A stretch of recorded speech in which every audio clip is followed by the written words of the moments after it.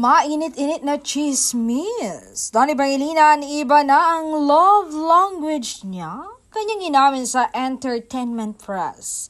Sabi niya sa kanyang interview, "Kala ko kasi love language ko yung quality time pero na-realize ko na words of affirmation talaga.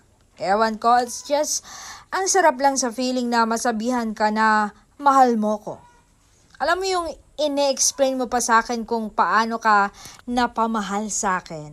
I love to be told the little things, yung mga deep convo namin with the person I love, especially kasi overthinker ako, and hearing those words help me calm in a way I really can't explain."